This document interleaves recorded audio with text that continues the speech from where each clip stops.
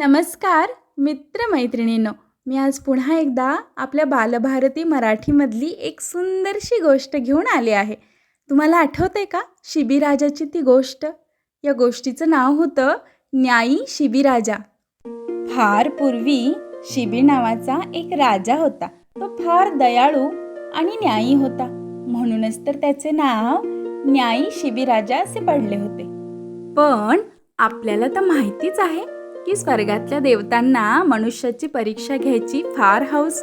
एकदा काय झालं, अग्निदेवता आणि इंद्रदेवतांनी शिबीराजाच्या न्यायाची परीक्षा घ्यायचं ठरवलं. शिबीराजाकडे सहाय्यासाठी मदतीसाठी कोणी जर आले तर तो त्यांना मदत केल्याशिवाय पाठवत नसे. एकदा एक कबूतर उडत उडत शिबीराजाच्या समोर आले. ते भीतीने थरथर कापू लागले.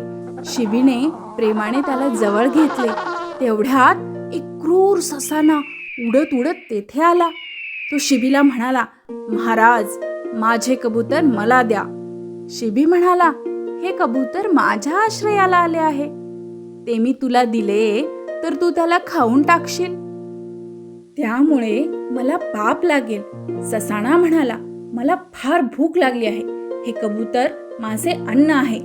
ते अन्न तुम्ही लुबाडले तर मी मरून जाईन, त्यामुळे तुम्हाला पाप नाही का लागणार?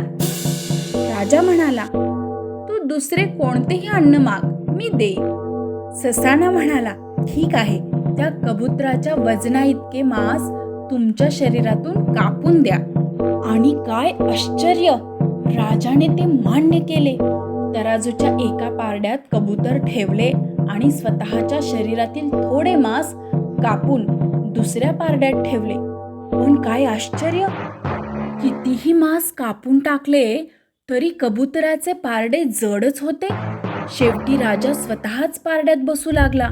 ते पाहून प्रत्यक्षात अग्निदेवाने कबुतराचे आणि इंद्राने ससाण्याचे रूप घेतले होते.